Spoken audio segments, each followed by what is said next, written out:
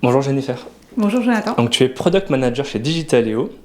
On va parler dans ce podcast de SEO local et de présence management. Alors ça tombe bien parce que moi je suis un grand novice sur tout ce qui est levier Google. Je n'y connais pas grand chose. Alors c'est des termes que je connais évidemment, mais je ne sais pas comment l'optimiser à l'échelle d'un point de vente. Première question juste de contexte, est-ce que tu peux te présenter et nous parler un peu de ton parcours ? Oui. Donc moi, je m'appelle Jennifer, du coup, comme tu l'as dit, je travaille depuis 4 ans chez Digitaléo en tant que Product Manager. Donc, je m'occupe de penser toute la vision du produit jusqu'au lancement des produits. Donc, vraiment accompagner le produit de A à Z. Et avant, j'étais responsable marketing à Paris dans un grand groupe de coiffure, donc dans la franchise. Donc, voilà pour me présenter rapidement, on va dire. C'est quoi ton quotidien aujourd'hui finalement ? Parce que Product Manager, c'est quand même assez vaste. Voilà, ta journée elle commence par quoi ? C'est quoi ton gros projet du moment, tu vois ? Est-ce que tu peux nous raconter un peu ta journée type ? Ce qui est hyper intéressant en tant que product manager, en tout cas chez Digitaléo, c'est que nos journées, elles se ressemblent pas. Donc, j'ai pas vraiment de journée typique, mais on va dire, en fait, on a 2 grands segments, en fait, dans notre métier. Il y a la partie qui va plus être reliée à la recherche et développement. Donc, ça va être de la veille, que ce soit des concurrents, interviews de clients, de prospects, pour vraiment comprendre les besoins, les attentes des clients et penser les meilleures fonctionnalités, les meilleurs modules pour nos clients. Donc, ça, c'est la partie un peu plus produit au départ, vision. Et après, du coup, comme je disais, c'est l'accompagnement pour les sorties produits. Donc là, on va travailler avec le service marketing communication chez nous pour écrire des articles, faire des webinaires, etc., faire connaître justement les nouvelles fonctionnalités, penser le prix, former aussi les équipes en interne. Donc voilà, ça fait des journées bien chargées et bien denses et très riches. Donc voilà, j'aime beaucoup mon métier en tout cas. Tu parlais des clients, justement, pour quelles raisons viennent-ils vous voir aujourd'hui ? Pour quelles problématiques tu réponds aujourd'hui ? On a beaucoup de modules, on a 7 modules chez Digitaléo, donc c'est vraiment tout ce qui va être les problématiques au niveau du marketing local. Donc pour les réseaux, sur le présence management, comme on en parlait tout à l'heure, là la problématique ça va être d'être visible en fait, que tous les points de vente d'un réseau soient visibles avec des informations on va dire cohérentes, que ce soit sur les sites internet, sur Google, les réseaux sociaux. Donc voilà, c'est très stratégique et très chronophage si on est tout seul. Et du coup, c'est ça que les gens viennent nous voir, c'est pour avoir une solution pour gagner du temps, notamment en multidiffusant les informations, ce genre de choses. Alors là, on parle de visibilité sur Google. Ouais. Au plus large ou c'est que Google ? Non, plus large. Google, c'est vraiment l'indispensable. On va dire c'est le premier step d'être déjà visible sur Google. Mais après, l'idée du présence management, justement, c'est d'aider nos clients à, en un clic, donner toutes ces informations, que ce soit l'adresse, numéro de téléphone, tout ça, sur d'autres portails, d'autres annuaires, des GPS et aussi les réseaux sociaux comme Facebook ou Instagram. Et donc, c'est ça que tu appelles le SEO local et ou le presence management. Est-ce qu'il y a une différence entre les deux ? Comment tu le définis, toi ? Ouais, il y a une différence entre les deux. Si on parle de SEO local, du coup, c'est vraiment le référencement local. Donc là, c'est vraiment toutes les stratégies, tout ce qu'on va mettre en place pour optimiser sa visibilité sur les moteurs de recherche. Alors que le presence management, ça va plus être la problématique justement des réseaux où il y a plusieurs points de vente et du coup d'avoir une cohérence qui va s'installer dans le réseau sur les informations, etc. Donc c'est un petit peu... Il y a la partie SEO local, référencement naturel, on va dire, et la partie présence management qui est vraiment une stratégie que les réseaux vont mettre en place. Elle est là la spécificité, c'est que vous accompagnez des réseaux de franchise qui parfois ont 10, 20, 700 magasins pour certains. C'est ça, bien plus. Même plus peut-être. C'est cette notion de présence management, c'est harmoniser justement la visibilité sur les pages Google My Business. C'est comme ça qu'on peut le matérialiser.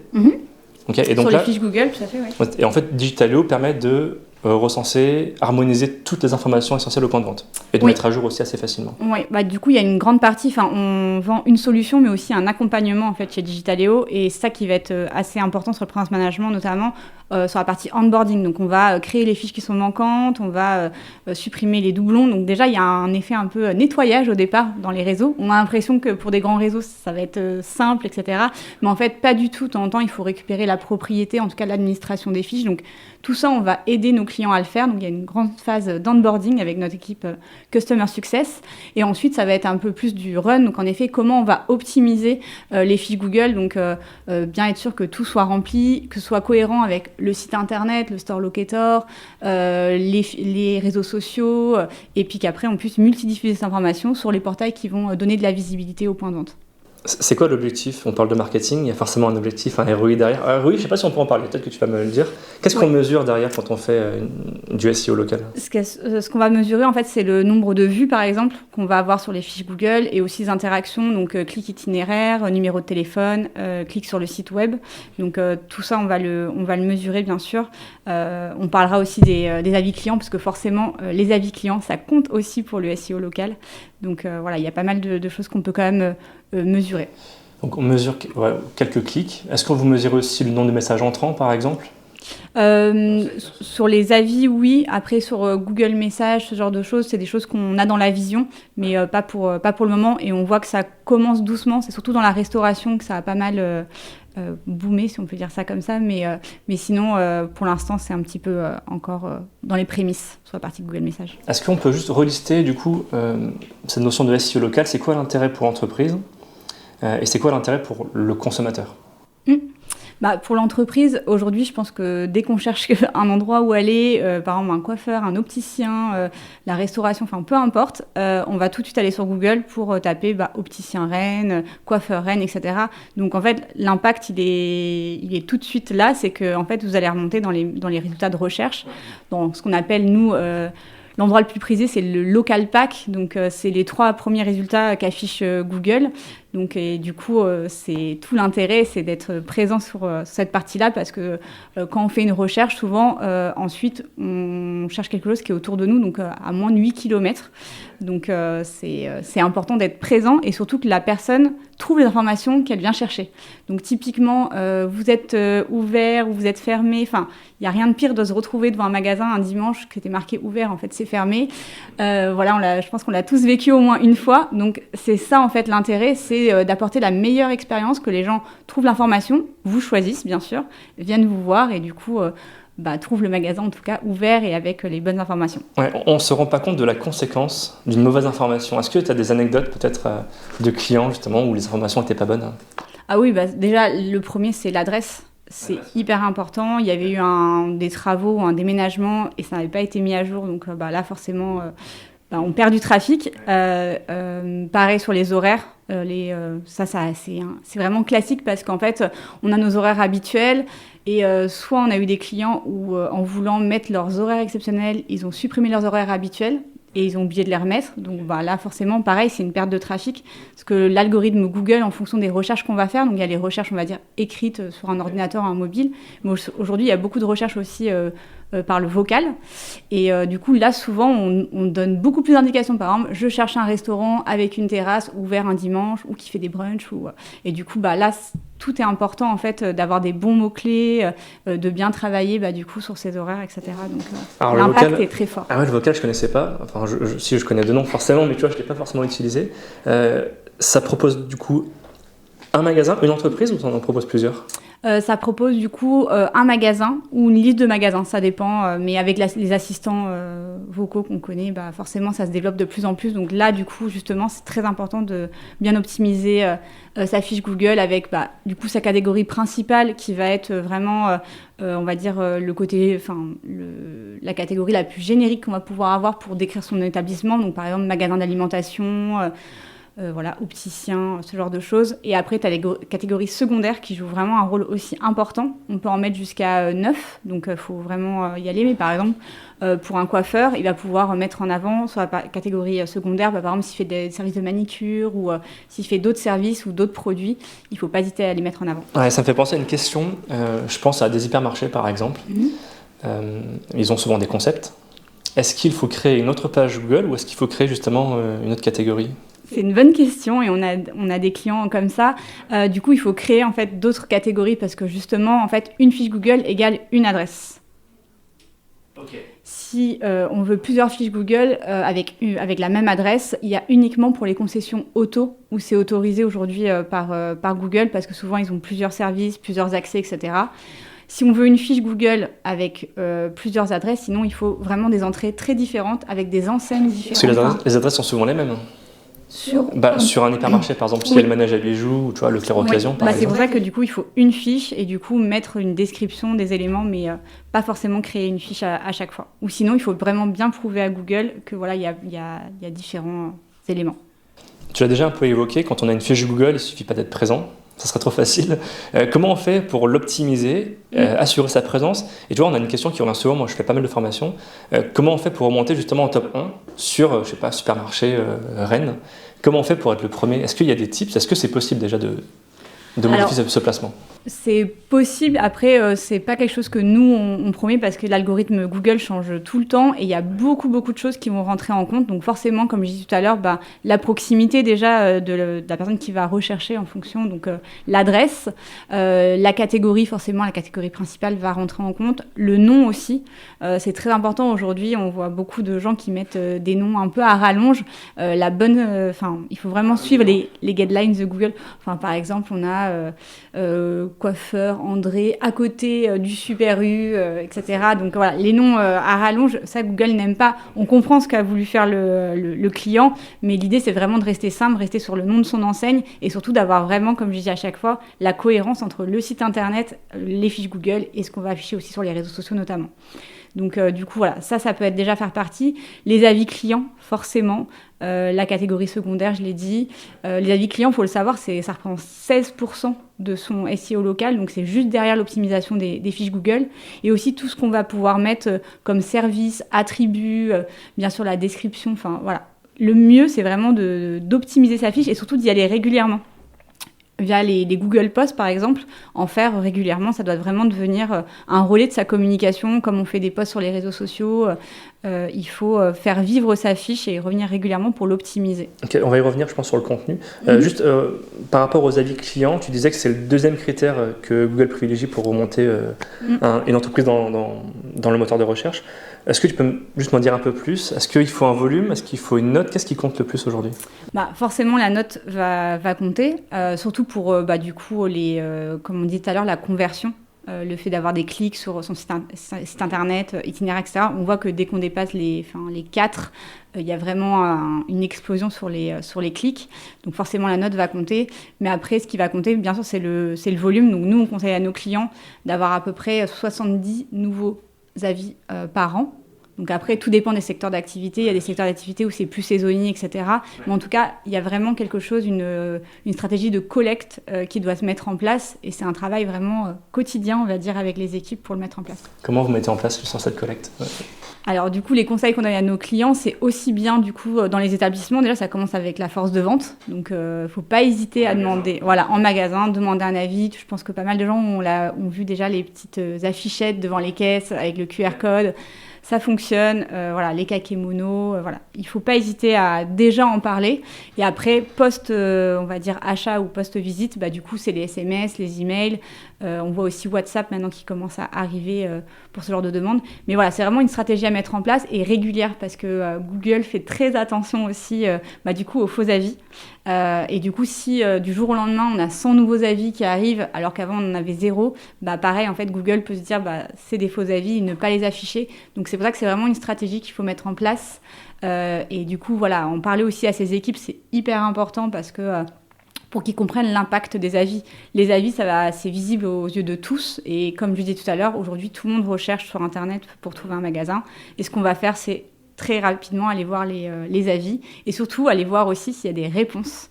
Donc, en plus d'avoir des avis, les récolter, ce qu'il faut, c'est répondre à tous les avis, aussi bien les positifs, les négatifs, ceux avec des commentaires et ceux sans commentaires aussi. Mais au même titre, finalement, quand on choisit un produit sur un site e-commerce, on aime bien regarder les avis. Alors, je ne connais pas la proportion. Est-ce que ça joue vraiment sur l'acte d'achat? J'imagine que oui.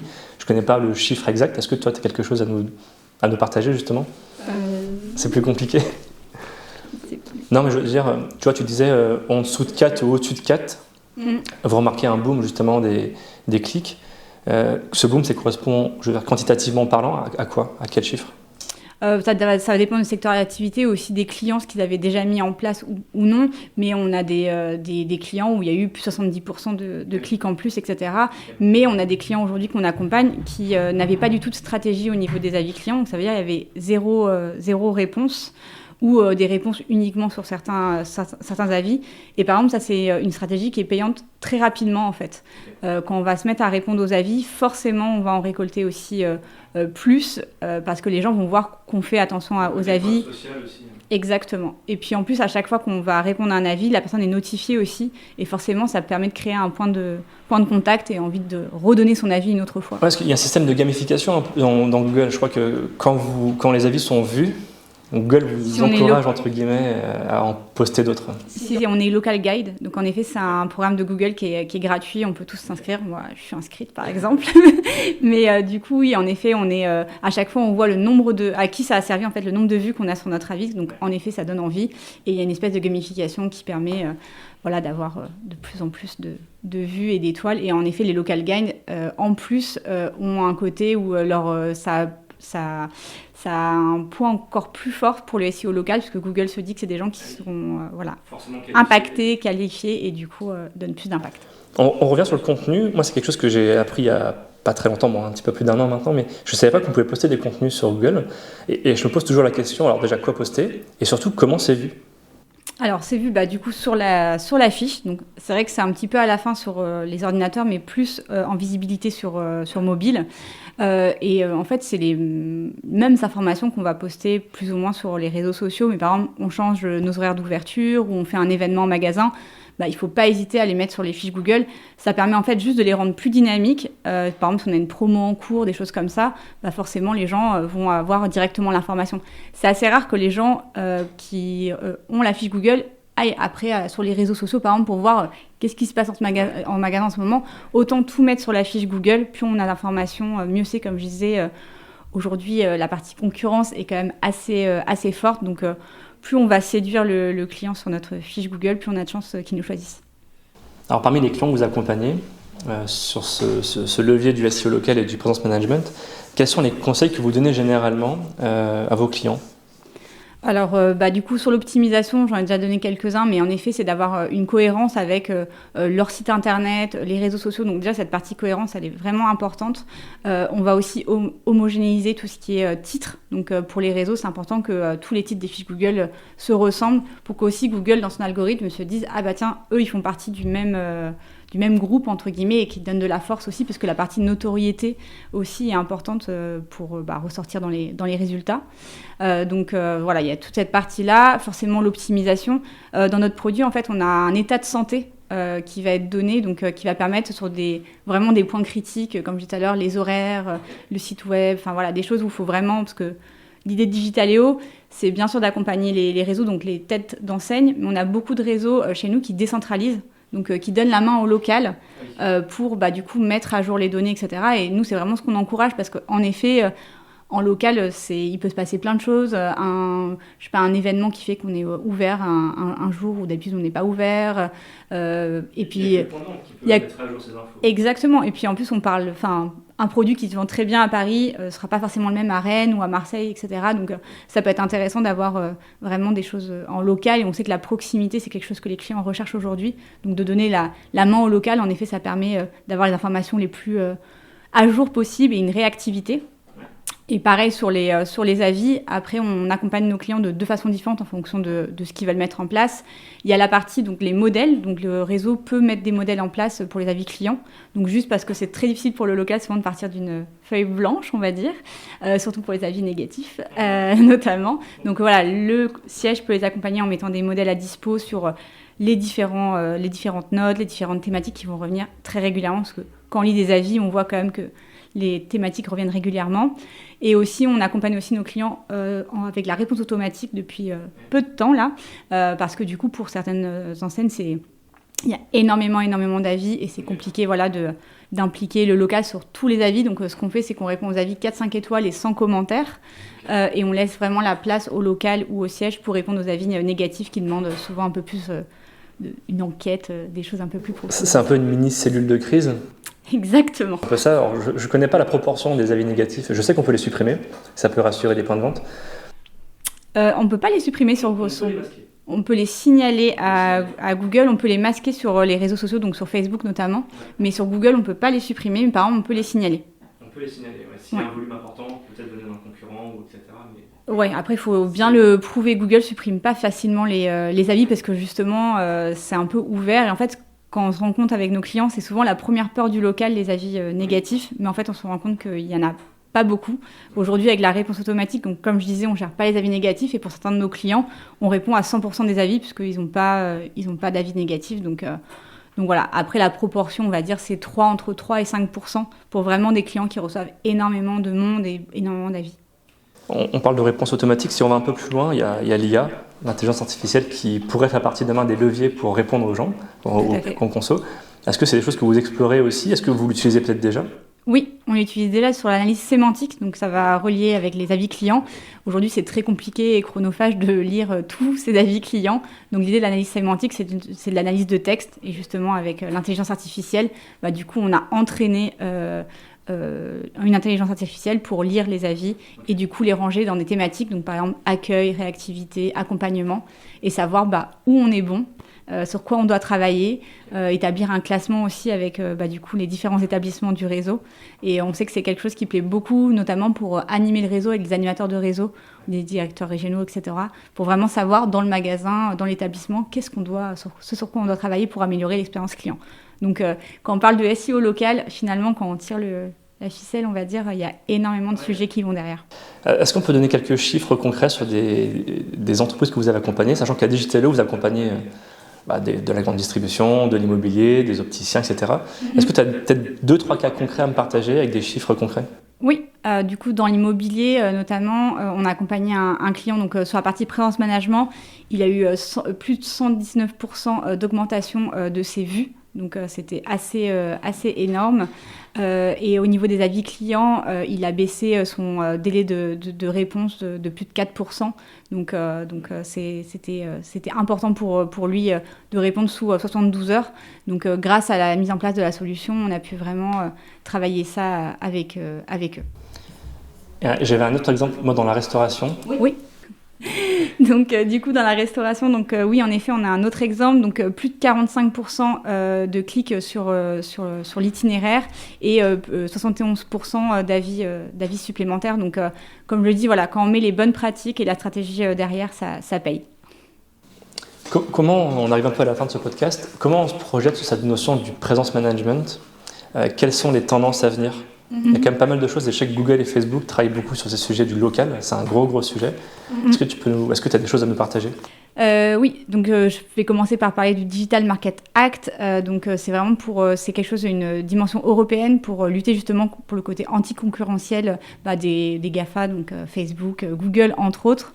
Il y a eu beaucoup d'articles qui sont sortis, etc. Mais voilà, je voulais vraiment rassurer. Il faut continuer bien sûr à optimiser ses fiches Google et aussi son site internet, son store locator, parce que bien sûr, même si Google, en gros, pour donner un cas concret, n'a pu pouvoir installer la suite Google dans ses téléphones ou les Apple, pareil, on sait très bien que quand on utilise une application ou quelque chose qu'on connaît, on va forcément retourner dessus et on sait que Google ne va pas perdre sa dominance comme ça. Ils vont trouver des solutions pour rester visibles. Donc, il faut continuer à optimiser tout ça. Ouais, effectivement, Google est hyper présent sur ce marché. Il y a Snapchat, il y a TikTok, il y a Apple, Apple Plan et Twitter aussi. Il se passe pas mal de choses quand même sur le côté local. Est-ce que tu as des choses aussi à nous partager là-dessus? Sur Snapchat et TikTok, en effet, parce que c'est ceux qui sont le plus chaud. Apple, en effet, on les surveille aussi. C'est des portails qu'on va rajouter prochainement dans Digitaléo. Et c'est top parce qu'en fait, c'est une autre cible, on va dire, surtout sur Snapchat et TikTok.